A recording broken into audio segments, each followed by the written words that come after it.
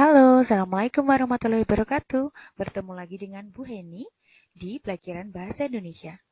Kali ini kita akan membahas tentang mengungkapkan pendapat melalui teks eksposisi, bab 2. Nah, sebagai pelajar, tentunya kalian sering mencari beragam informasi yang berkaitan dengan materi pelajaran dari media, baik media cetak maupun elektronik. Salah satu jenis informasi yang sering dibutuhkan kalian adalah tentang pengetahuan yang dapat kalian peroleh dari teks berbentuk teks eksposisi. Kalian tentu pernah dong membaca teks eksposisi. Namun kalian pasti sering tidak memperhatikan karakteristik teks tersebut. Tahukah kalian tujuan ditulisnya teks eksposisi? Teks eksposisi itu ditulis dengan tujuan untuk menjelaskan suatu topik pembahasan melalui paragraf yang singkat dan padat. Sehingga jika seseorang membaca paragraf tersebut, maka ia akan mendapat sejumlah informasi terkait topik yang disajikan. Teks ini diketahui pula memiliki kalimat-kalimat yang sifatnya mengajak atau menarik perhatian dari pembacanya. Dengan kata lain, seorang pembaca mampu tertarik untuk mengikuti atau melakukan sesuatu yang dijelaskan melalui teks eksposisi. Ragam teks eksposisi ini sering digunakan dalam konteks komunikasi sehari-hari, baik secara lisan maupun tulisan. Misalnya, ketika seseorang melakukan diskusi dalam forum seminar, menyampaikan argumen dalam debat, menyampaikan pendapat, dan sebagainya. Yuk, mari kita pelajari apa itu teks eksposisi. Bab 2, teks eksposisi.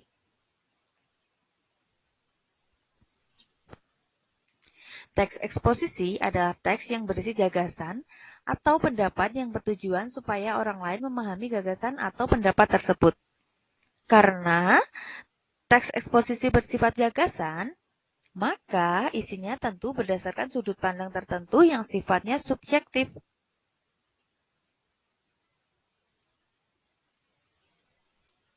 Selanjutnya, kita pelajari tentang struktur teks eksposisi. Struktur teks eksposisi ada 3. Yang pertama adalah tesis. Dan yang kedua adalah argumentasi. Yang ketiga adalah penegasan ulang. Tesis. Tesis adalah bagian pembuka dalam teks eksposisi. Isinya adalah pendapat atau gagasan umum yang disampaikan penulis. Bagian tesis menjadi tempat gagasan utama atau prediksi dari penulis terkait permasalahan yang dilandasi fakta. Pada bagian inilah pendirian penulis diperlihatkan. Pada umumnya, tesis diawali dengan penyajian identifikasi jawaban dari pertanyaan umum. Tesis menunjukkan secara garis besar dari topik utama yang akan dibahas secara mendetail dalam karangan tersebut. Selanjutnya, argumentasi merupakan unsur yang menjelaskan tesis. Biasanya disampaikan dalam bentuk bukti-bukti yang sifatnya fakta untuk menguatkan tesis. Argumen berisi penjelasan secara lebih mendalam tentang pernyataan tesis atau pendapat yang diyakini kebenarannya lewat pengungkapan fakta-fakta sebagai penjelasan argumen penulis. Bagian ini ditandai dengan kalimat-kalimat yang menyatakan pendapat penulis terkait permasalahan yang menjadi topik pembicaraan. Yang terakhir adalah penegasan ulang. Isinya adalah penegasan dari pendapat awal atau pendapat dalam tesis. Pada bagian ini, pengarang menyampaikan sintesis atau simpulan yang diambil berdasarkan argumen dan data yang telah disajikan. Sebuah kesimpulan yang baik dalam karangan eksposisi merupakan bentuk penegasan sudut pandang pengarang terkait dengan permasalahan atau topik yang dibahas. Tentu, sintesis yang dibuat tetap bertolak pada tujuan utamanya, yaitu memperluas pengetahuan pembaca. Dengan demikian, bagian penegasan ulang dalam sebuah karangan eksposisi tidak mengandung ujaran-ujaran yang berbau ajakan atau persuasi. Selanjutnya, kita pelajari tentang kaidah kebahasaan teks eksposisi. Dalam penulisan teks eksposisi, terdapat kaidah kebahasaan yang sering digunakan penulis, di antaranya sebagai berikut, yaitu penggunaan pronomina atau kata ganti. Pronomina atau kata ganti adalah jenis kata yang menggantikan nomina atau frasa nomina. Pronomina dapat diklasifikasikan menjadi dua macam, yaitu pronomina persona dan pronomina non-persona. Pronomina persona atau kata ganti orang dapat dibagi menjadi dua jenis, yaitu persona tunggal, seperti ia, dia, Anda, kamu, aku, saudara, nya, mu, ku, si. Dan persona jamak, yaitu kita, kami, kalian, mereka, hadirin, para.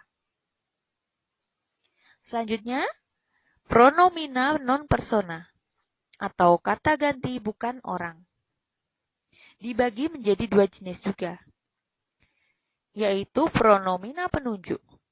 Ini, itu, sini, itu, sana. Dan pronomina penanya, yaitu apa, mana, siapa.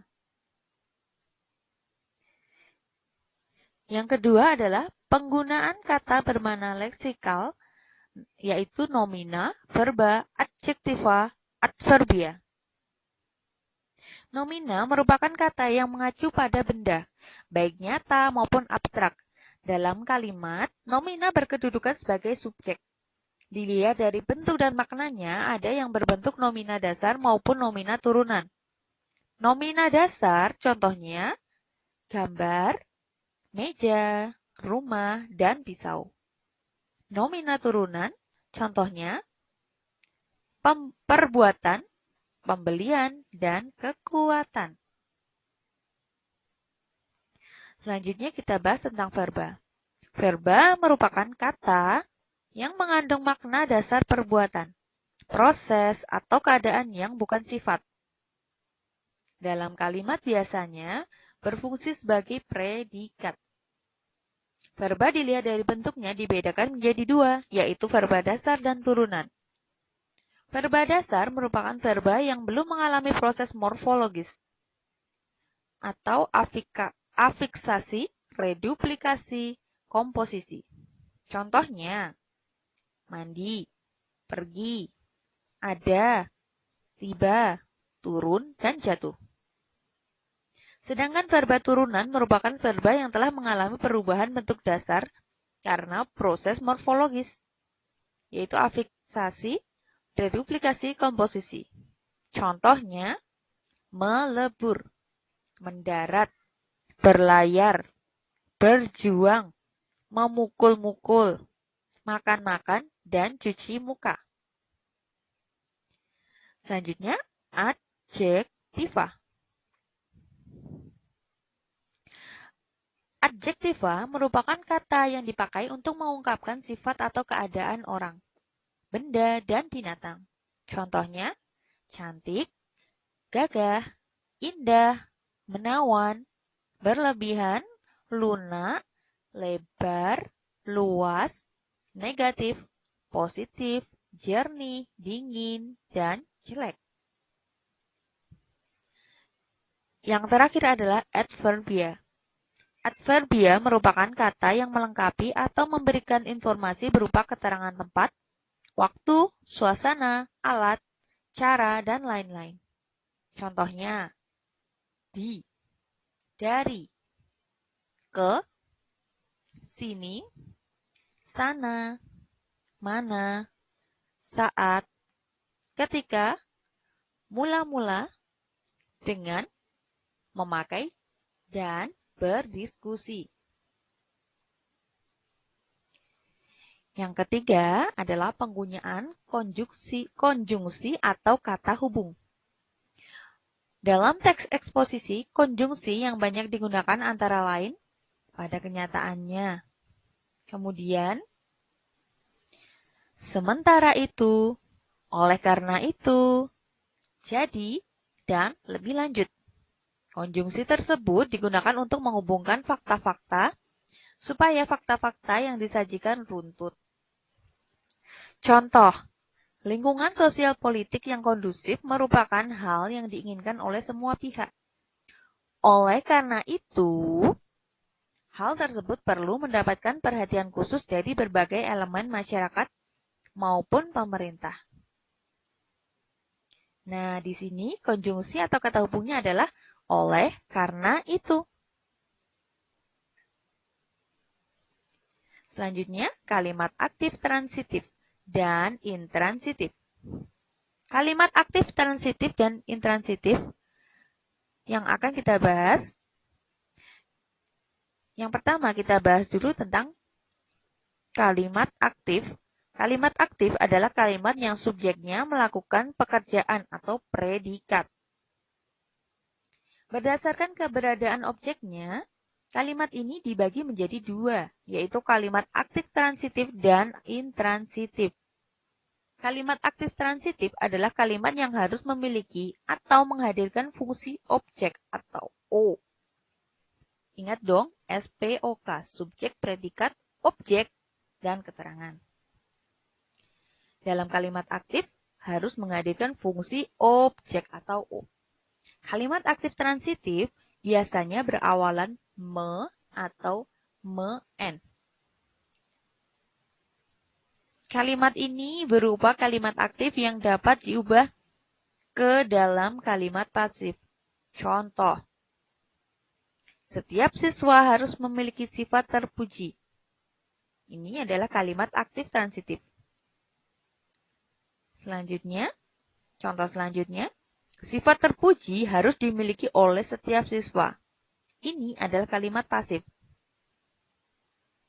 Kalimat pertama, yaitu setiap siswa harus memiliki sifat terpuji, merupakan kalimat aktif transitif.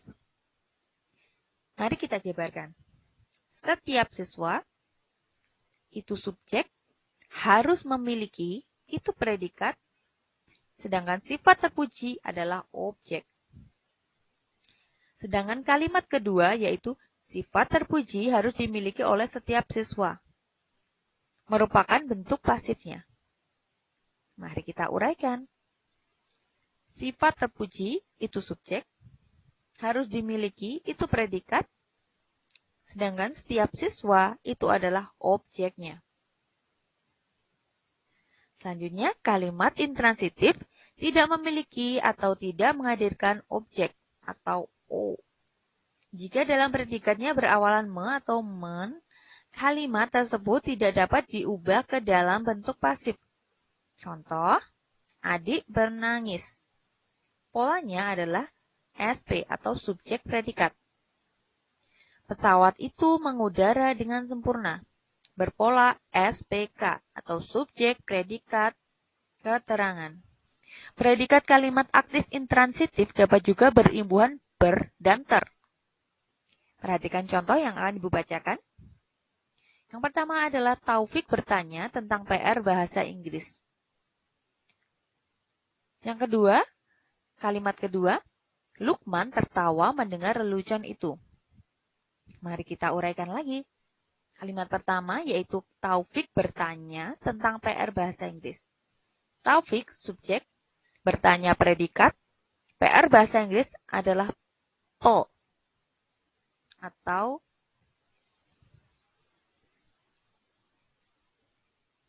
atau pelengkap. Kalimat kedua adalah Lukman tertawa mendengar lelucon itu. Lukman, subjek, tertawa, predikat, lelucon itu pelengkap. Selanjutnya, kita bahas tentang kalimat tunggal. Kalimat tunggal merupakan kalimat yang hanya terdiri atas satu kalimat atau satu klausa. Unsur-unsur dalam kalimat tunggal meliputi subjek, predikat, objek, dan pelengkap. Selanjutnya adalah kalimat majemuk. Kalimat majemuk merupakan kalimat yang terdiri atas dua kalimat tunggal atau lebih. Jenis kalimat majemuk adalah sebagai berikut. Yaitu yang pertama adalah kalimat majemuk setara. Yang kedua, kalimat majemuk rapatan.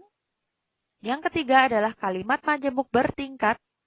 Dan yang keempat adalah kalimat majemuk campuran. Oke. Selanjutnya, teks eksposisi dari kalimat fakta dan kalimat teks eksposisi dibentuk dari kalimat fakta dan kalimat opini. Teks eksposisi biasanya banyak menggunakan kata sifat. Dan yang terakhir, teks eksposisi biasanya memuat istilah-istilah keilmuan tertentu.